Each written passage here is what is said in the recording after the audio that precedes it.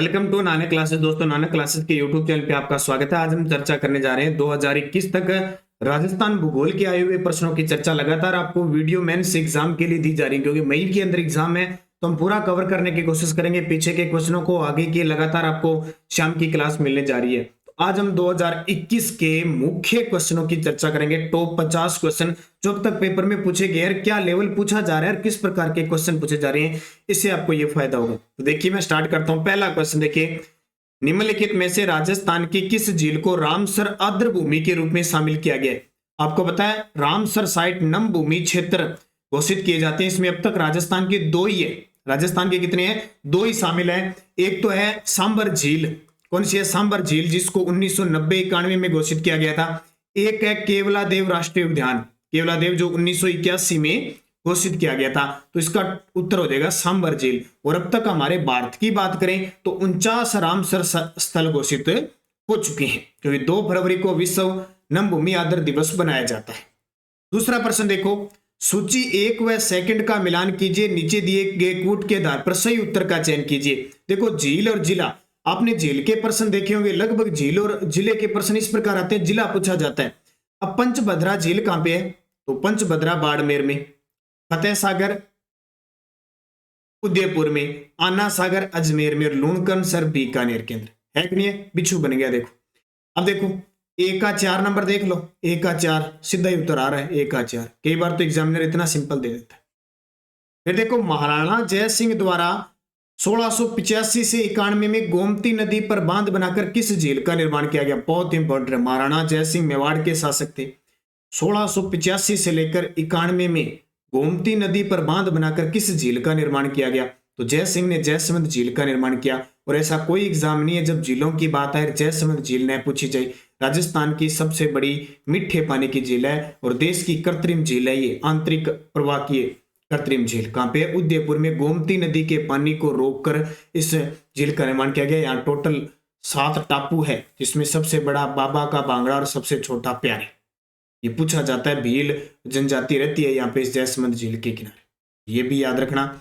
और राजस्थान का कुल क्षेत्रफल, अब आप सोचते हो सर इतना सिंपल प्रश्न, जी बिल्कुल पेपर में आ जाता है इतना सिंपल भी, क्योंकि कई बार तो पेपर इतना सिंपल आ जाता है तो उसकी मेरिट ज्यादा जाती है ना। अब बहुत सारे विद्यार्थी, कल शायद एक कमेंट आया था कि सर क्वेश्चनों का लेवल बढ़ाओ। अब मैं थोड़ी बढ़ा दूंगा, 2021 तक आए हुए प्रश्नों का मैं डाटा दे रहा हूँ। 20 प्रकार के प्रश्न आए हुए उनकी चर्चा कर रहा हूँ। अब जैसे है, और एक आपको ध्यान क्या रखना है कि प्रश्न सिंपल आ जाए, प्रश्न सिंपल आ जाए। आपका अगर गलत हो गया तो ये हिसाब लगाओ मेरिट से चूके कि नहीं चूके, तो ये दिमाग में मत लगाओ। बहुत सारे विद्यार्थी मैंने देखे 50 क्वेश्चन आते हैं ना, 50 में से 5 तो छोड़ने वाले आते हैं, कभी नहीं कर सकते। 50 में से 40% ऐसे होते हैं जो करने वाले होते हैं, और 50 में से 40 हमारे गलत नहीं होने चाहिए। अब ऐसे प्रश्न आगे मान लो और हमारी अगर गलत हो गए तो हमें नुकसान है कि नहीं है? ये देखा होगा आपने। अब रीट के अंदर कई विद्यार्थियों ने बहुत सारी मेहनत की, उनके 145 नंबर है, और बहुत सारे विद्यार्थी हैं जो 115 पे रह गए। कितना अंतर है?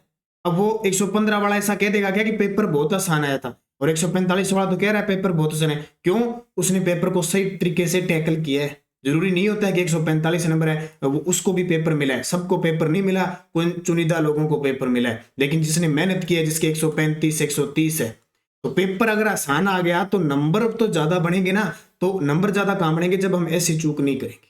तो राजस्थान का कुल क्षेत्रफल कितना है? तो राजस्थान का कुल क्षेत्रफल 3,42,239 वर्ग। इसलिए मैं बार बार आपको बता रहा हूं, सचेत कर रहा हूं ये चीजें। राजस्थान में प्रथम आम चुनाव के बाद निर्वाचित प्रथम मुख्यमंत्री कौन थे?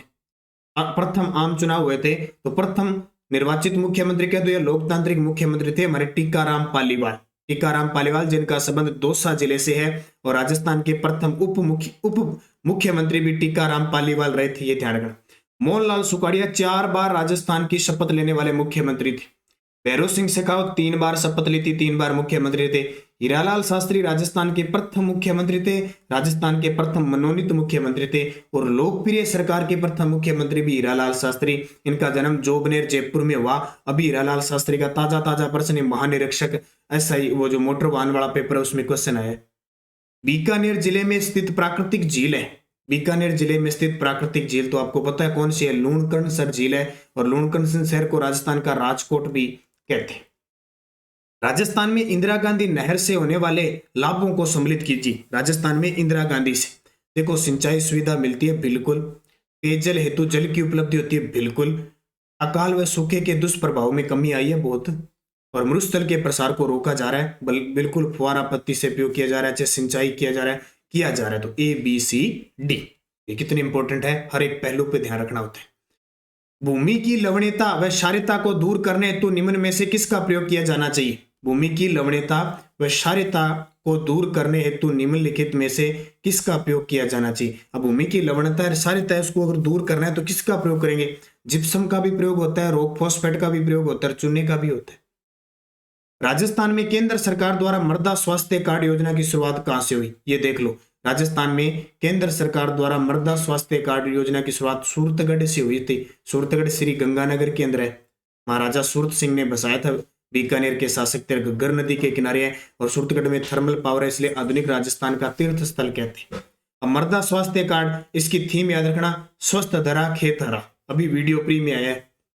राजस्थान विधानसभा के प्रथम अध्यक्ष थे। अब राजस्थान विधानसभा के प्रथम अध्यक्ष नरोत्तम लाल जोशी थे। कौन थे? नरोत्तम लाल जोशी थे। सबसे लंबा कार्यकाल भी था। इनका संबंध झुंझुनू जिले से था। और आपसे पूछे राजस्थान विधानसभा के वर्तमान अध्यक्ष कौन है? 17वीं विधानसभा चल रही, अपने 15वीं विधानसभा चल रही है। सीपी जोशी अध्यक्ष है। राज्य में राजीव गांधी जल संचय योजना के प्रथम चरण का सूत्रपात कब हुआ था? तो राजीव गांधी जल संचय योजना के प्रथम चरण का सूत्रपात 20 अगस्त 2019 को हुआ था। कब? 20 अगस्त 2019 को। राज्य में इंदिरा गांधी नहर परियोजना से उत्तरी व पश्चिमी राजस्थान के कितने जिलों में पेयजल और सिंचाई उपलब्ध होती है? ये देखिए कितना इंपॉर्टेंट है आपके लिए। राजस्थान में इंदिरा गांधी नहर से उत्तरी व पश्चिमी राजस्थान के जिलों में पेयजल व सिंचाई 10 जिलों में, वैसे तो 8 जिलों में सिंचाई होती है और 10 जिलों में पेयजल पहुंचता है, तो दोनों एक साथ आगे तो 10 जिलों में इसका उत्तर आ जाएगा। भाखड़ा नागल परियोजना के संदर्भ में निम्न में से कौन सा कथन असत्य है? भाखड़ा नागल परियोजना में कौन सा असत्य है? यह पंजाब प्लस हरियाणा प्लस राजस्थान की संयुक्त परियोजना है। ये तो सही है, पंजाब हरियाणा राजस्थान की। इस परियोजना में सतलज नदी पर भाखड़ा और नागल स्थानों पर 2 बांध का निर्माण किया गया है। ये भी सही है। इस परियोजना से सर्वाधिक सिंचाई हनुमानगढ़ जिले में होती है, अपने राजस्थान में। ये याद रखना, बहुत बार पेपर में आता है कि भाखड़ा नागल परियोजना से राजस्थान में सिंचाई किस जिले में होती है? हनुमानगढ़ में। इस परियोजना की कुल विद्युत क्षमता 1593 मेगावाट। ये गलत है आपके लिए, तो ये असत्य ये हो गया, ठीक है, असत्य। निम्न परियोजनाओं में से राजस्थान और मध्य प्रदेश की संयुक्त परियोजना कौन सा? अब ये कितनी बार देख लो आप, प्रश्न आया हुआ है। राजस्थान और मध्य प्रदेश की संयुक्त परियोजना कौन सी है?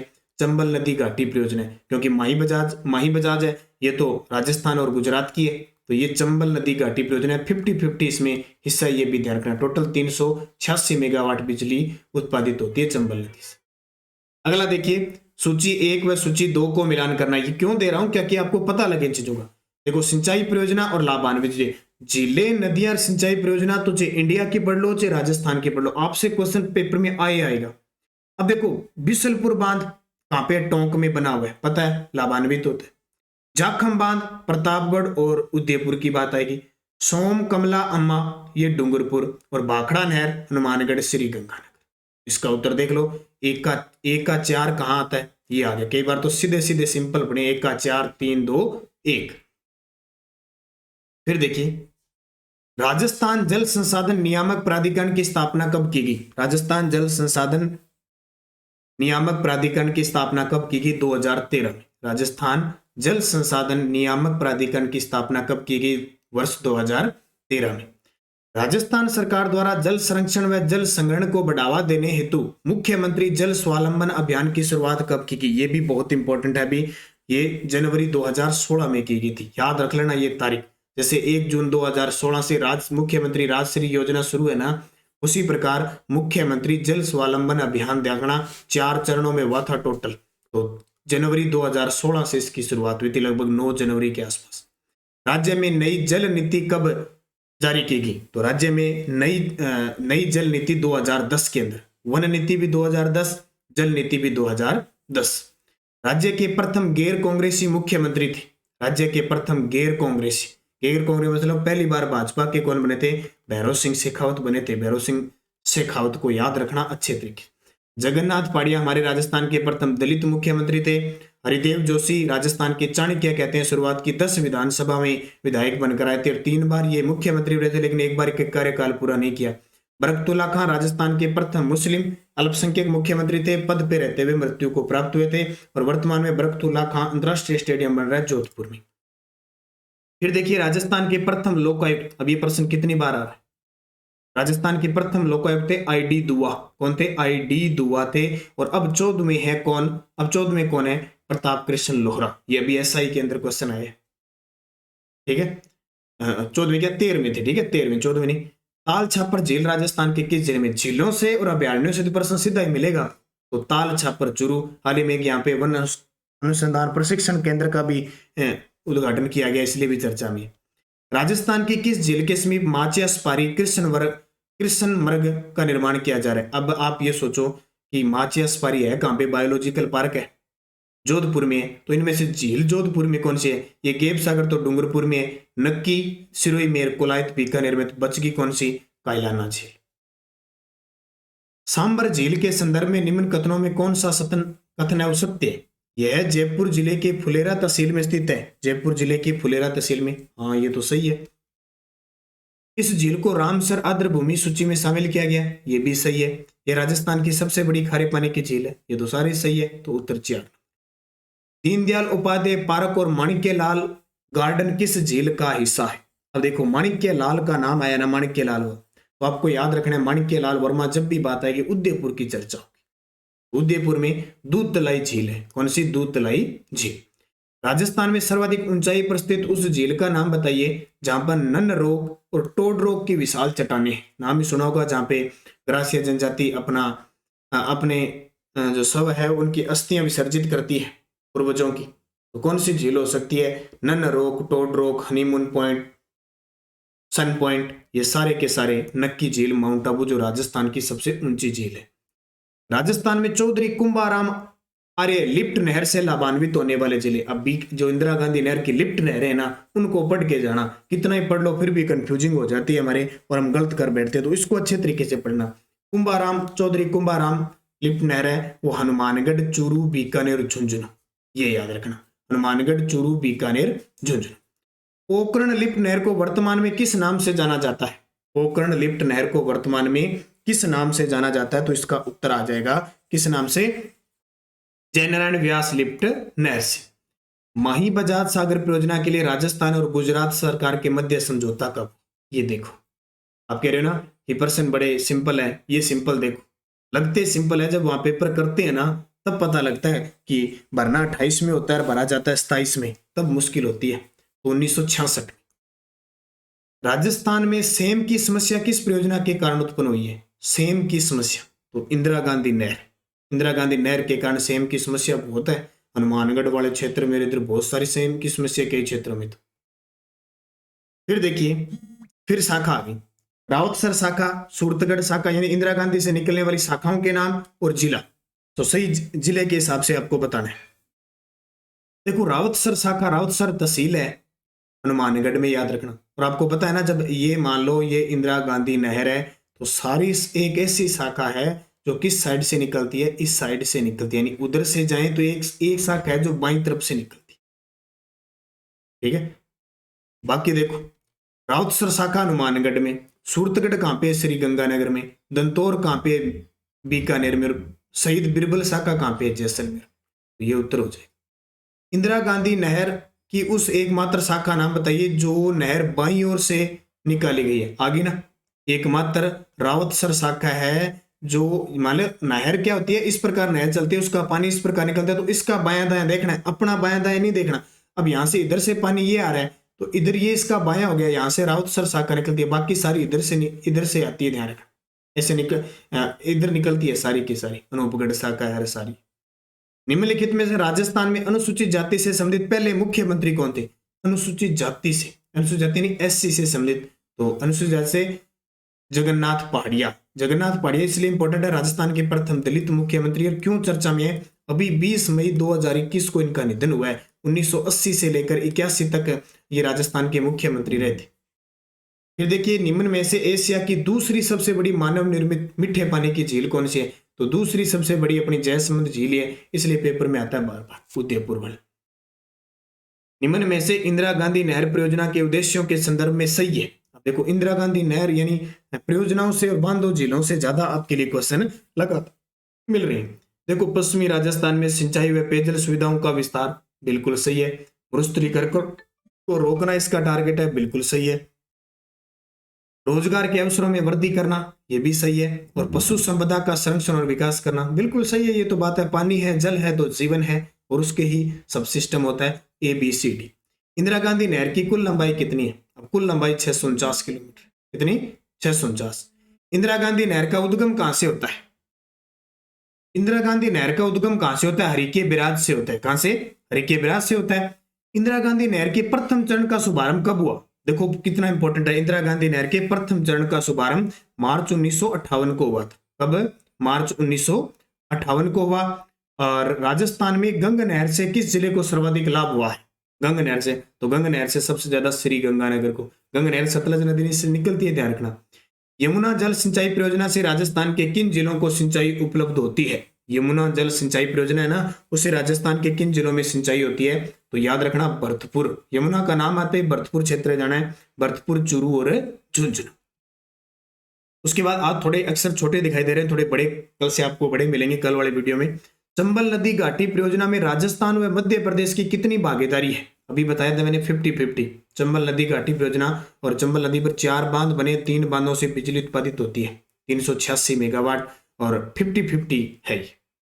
राजस्थान के कोटा जिले में कोटा बैराज का निर्माण कब किया गया? कोटा बैराज बांध है ना, टोटल चंबल नदी पर 4 बांध है। सबसे पहले नीचे से आता है गांधी सागर बांध, मध्य प्रदेश में। फिर आता है चित्तौड़गढ़ में राणा प्रताप सागर बांध, फिर चित्तौड़गढ़ में जवाहर सागर बांध, और फिर आता है कोटा में कोटा बैराज। इससे बिजली उत्पादित नहीं होती है, बल्कि पेयजल और सिंचाई के लिए ये काम करता है। तो ये 1960 में स्थापित हुआ। बिशुलपुर बांध परियोजना राजस्थान के किस जिले में है? तो टोंक में है और बनास नदी पर है। और बिशुलपुर बांध परियोजना राजस्थान की सबसे बड़ी पेयजल परियोजना है।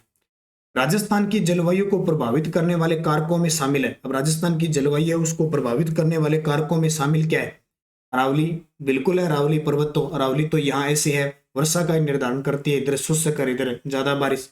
समुद्र तल से ऊंचाई बिल्कुल बहुत प्रभावित करती है, और समुद्र से दूरी तो करती है अपने। देखो अरब सागर की खाड़ी और बंगाल की खाड़ी कितनी दूर है, ABC तीनों ही शामिल है। फिर देखिए थोड़े छोटे अक्षर हैं, थोड़ा सा बता देता हूं मैं। निम्न में से कौन सा जोड़ा सुमेलित नहीं है? देखो बेंथली सिंचाई परियोजना, कौन सी? बेंथली सिंचाई परियोजना 12 में है।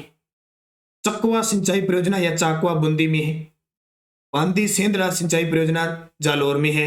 चंद्रभागा सिंचाई परियोजना पाली में नहीं है, बल्कि ये झालावाड़ में है। अब ये क्वेश्चन ऐसे आ जाए ना तो मुश्किल हो जाती है। बांदी सेंधरा सिंचाई परियोजना जालोर, चकवा सिंचाई परियोजना बूंदी, और बेंथली सिंचाई परियोजना 12। ये पेपर में आएंगे, सीधे सीधे देख लेना वापिस। निम्न में से कौन सी खारे पानी की झील नहीं है? एक तो ये पक्का आता है, देखो डिडवाना नागौर, फलोदी जोधपुर, सांबर जयपुर, ये तीनों ही खारे पानी की झील है। कोलायत नहीं है, कोलायत मीठे पानी की झील है बीकानेर में। फिर सुमेलित नहीं है, काला सागर, कौन सी? काला सागर सवाईमाधोपुर में है, बिल्कुल सही है। बंद बरेठा बांध भरतपुर में है, सही है। तेज सागर प्रतापगढ़ में है। गढ़सीसर जोधपुर, ये गलत है। गढ़सीसर याद रखना जैसलमेर में है गढ़सीसर, और अभी हाल ही में गढ़सीसर झील के लिए कुछ राशि भी प्रस्तावित की गई, इसलिए इंपॉर्टेंट है। जाखम बांध किस जिले में है? जाखम आपको पता है प्रतापगढ़ जाखम नदी पर है, राजस्थान का सबसे ऊंचा बांध है। इंदिरा गांधी नहर परियोजना का विचार किसके दिमाग की उपज है? तो किसका दिमाग काम किया था? कंवर सेन, इंजीनियरिंग कंवर सेन के विचार की उपज है। और वह नदी जो सांबर झील में नहीं गिरती, अब ये प्रश्न तो बहुत बार आ गया, वह नदी जो सांबर झील में नहीं गिरती, देखो मेंथा गिरती है, रूपनगढ़ गिरती है, खंडेला गिरती है, कांतली नदी नहीं गिरती, क्योंकि कांतली नदी खंडेला की पहाड़ी सिक्कर से निकलकर और झुंझुनू में जाके लुप्त हो जाती है। और आज का अंतिम क्वेश्चन, उष्ण कटिबंधीय आर्द्र जलवायु वाले क्षेत्र है। उष्ण कटिबंधीय आर्द्र जलवायु कहाँ होगी? दक्षिण पूर्व क्षेत्र में होगी, तो झालावाड़, चित्तौड़गढ़ और बांसवाड़ा, ये इसका उत्तर हो जाएगा। ये दोस्तों आए हुए 50 क्वेश्चनों का डाटा दिया। कुछ क्वेश्चन थोड़े से आपको थोड़े दिखेंगे नहीं, लेकिन मैंने बोल दिया कल से मैं इनका सुधार करके बड़े क्वेश्चन लेके आऊंगा, ताकि हर एक प्रश्न आपको पता लगे। तो रोज सुबह 7 बजे, शाम को 7 बजे और 7:30 पर क्लास निरंतर देखना, और सुबह 8 बजे वाली करंट की क्लास आपको देखनी। धन्यवाद। जय हिंद, जय भारत।